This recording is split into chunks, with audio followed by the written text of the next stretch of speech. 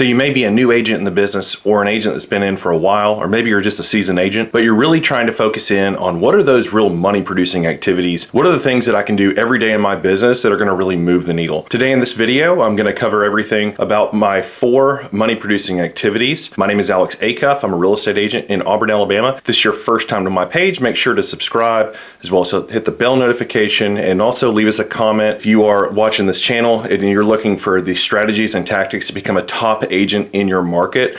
Go ahead, like I said, subscribe and hit the bell notification. The 4 money producing activities that I've implemented in my business and we implement in our team, and these are the things that we should be doing every single day to really move the needle, and you're gonna make sure that you're closing deals and getting commission checks. So the first one is lead generation. And lead generation is really the foundation pillar of your business. And so if you're not generating leads, you're not doing any business, you're a secret agent probably. But I highly suggest, if you were in the real estate industry, what are the lead generation activities that are gonna generate the leads that I'm gonna show homes to, present to, negotiate for, and close? Special events. So if you are involved with a community organization or your local AYP, local board, or anything like that, those are special events, and going to them and generating leads. It's more like networking than anything. Blogging. If you are coming from an industry or you're a big writer, blogging is a great way to get your name out there and really start coming through to people as far as like a market leading expert. Data is king, so making sure everyone knows, especially in this world, exactly what their home's worth, what's going on in the market, trends, activities. Social media marketing, like I said, Canva could be part of this, but I highly suggest to not waste too much time on social media. In other words, just turn on your camera on your phone, record yourself talking about something about the market, about a new home buyer, tell a story.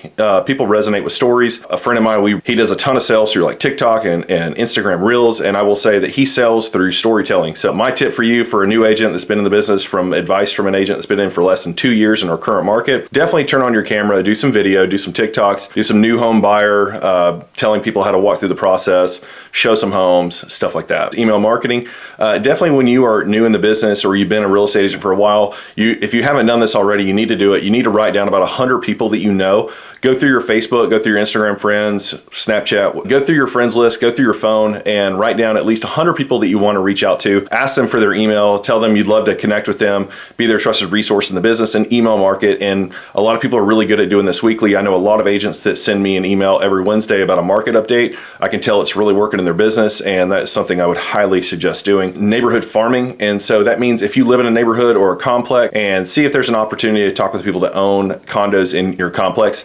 If you live in a neighborhood, let your neighbors know. Send a mailer out, go door knocking a little bit, give them some type of value, a resource. Tell them you're looking to put together a resource list that I can give to the people that I know, like, and trust, and make sure you're the trusted resource in your neighborhood. Do some farming. It's networking. So earlier, kind of like special events, but going to events. So if someone's holding a business after hours, if there's a new business opening, like a ribbon cutting, you should be going to those events and checking those out and making sure you're networking. Get a digital business card on your phone. That way you can just shoot it over to them if you're very new and don't have any cards available in hand. Even if you're an existing agent, you've been around for a while, just go to Canva. You can make a free one. There's definitely some websites you can go to so people can save your contact information. Super easy to do. Do open houses. Promote them on Facebook, Instagram. Make sure you're putting them in the MLS. Make sure you're telling people, tell the other agents in your MLS all about it, and tell them that you'd love for them to invite their clients. Make sure that they let you know, have a sign-in sheet, have a way to capture their information is the big thing. Use your CRM if you're with eXp Realty. KV Core actually has a really cool open house program that you can use to get clients and visitors to register through the app. So that covers lead generation. Let me know in the comments if there's any more lead generation activities that you would like to see in a video upcoming, or something that's working in your business today. Number 2 is lead follow-up. So lead follow-up is like the second pillar of business. So if you're lead generating, you should be lead following up. And so you need to understand the cycle of a lead. Leads typically do not answer the phone the first time. It takes anywhere from 5 to 12. For our team, it's somewhere around 7, 8, 9, but making sure that you understand the cycle of the lead, from a Facebook lead, a Google lead. We are in the world of now, so understand real estate leads are not in the world of now. They are in the world of I'll buy in 30 days, 3 months, 6, 9, 12, 4 years. We always say our best leads are 4 years old. So make sure you understand the life cycles. If you'd like to know more information about that, post in the comments, and I'd like to give you guys a little bit more information as far as how we view the life cycle of leads. Create a system, create a follow-up system. Make sure you're asking your lead, when do you plan to buy? How would you like to communicate? What is your email? Capture those items, put them in your system, and create a follow-up system, whether it's 30, 60, 30 to 90 days. Make sure you have a nurture plan, a now plan, a forever not buying plan. We have what we call the buy or die plan, literally buy or die plan, and it's 1,000 days.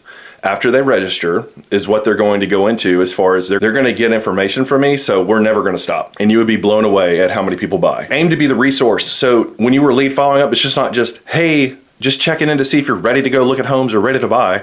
You need to say, hey, I was thinking about you today. I read this article about being a new buyer or buying new construction. I read this article and it made me think of you. Reach out, tell them you were thinking of them. Aim to be the resource. Give them data. Say, hey, this home just sold in your neighborhood. It just set the record for price per square foot. I'd love to send you some more data. Send them to your email, get them to your website, get them looking at homes, show them homes. Close them. Utilizing data is really powerful in real estate, especially for real estate agents. Be surprised at how bad agents are at utilizing data to their advantage. A lot of people just don't even use them because they're too lazy to actually read the data and understand what is the year-over-year increase in price per square foot. Does everyone know that the average home sale in my market has gone up $50,000 in the past 12 months? Well, that's a huge value bomb for a home seller because they're going to want to know that they're sitting on $50,000 of cash. They could either refi their home or they could do a home equity line, or they're going to end up selling their home with you and buying another home. They're going to upgrade, right? So they've got that extra $50,000. Number 3 is presenting. So presenting is super important. You need to make sure that you understand what the cycle of buying and selling, and you also need to understand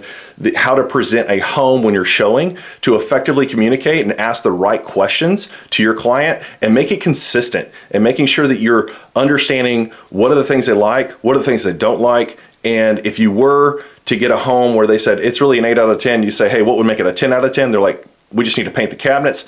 Then bam, you should be asking for a concession from the seller about painting the cabinets, or make an offer based on what you think it would take. Utilizing really good presentation skills to get someone to the next step. It's all about getting them to the next step. Buyer presentation, you got to know the cycle of buying. Listing presentation, you got to have some type of unique value proposition, a program coming soon, something in your tool bag that you are using to sell homes at a high level, and sellers have to trust you. Contract presentation is super important, making sure that you understand what's going to help your client win and how you present that to the other agent. If you'd like to know more about that, I'm not going to totally talk about that today on this video. If you'd like to schedule a one-on-one call and really dig into how to do a contract presentation to another agent or to a home seller or a for sale by owner, I want you to go ahead and hit the link in the description and schedule a Zoom call with me, and we'll walk all through it. Negotiating is about getting your client to the closing table and getting paid. This is that last step. This is that fourth money producing activity. This is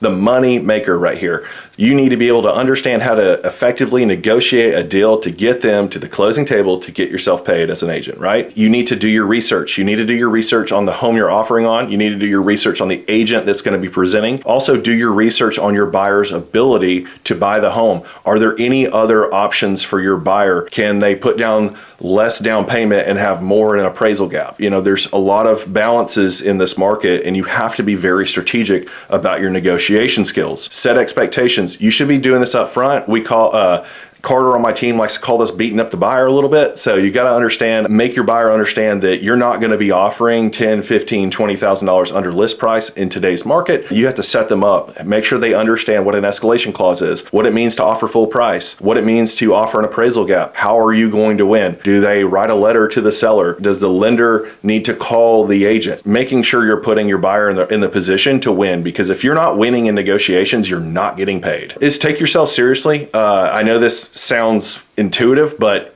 take yourself serious. Take yourself serious when you are presenting stuff. Take yourself serious in the negotiation, because your clients are trusting you with their biggest investment, right? So take yourself serious, do the education, do the work up front, and show up. Show up as a true real estate professional. Persuasion skills are really big. Understanding how to persuade the other agent. Maybe you need to create a friendship. Maybe you don't have a good relationship with the other agent. Maybe it's time to make a call. And this is going to kind of lead into my last point here under negotiation, is learning what the other parties need, and also co-opetition versus competition. So the first part about that is learning what the other parties need. Do they need a flexible close date? Do they have to find a home? Do they want cash? Are they looking for someone to put in a huge appraisal gap? Are they looking for massive earnest money in the contract? Understanding what the other parties need. What do they need? They need like no home inspection, of course, or does it just need to be health and safety items? Co-opetition versus competition. Understand that real estate you want to make it a win-win game as much as you can. The other agent is there to get paid as well. You guys both actually have the exact same goal. So if you can come together and work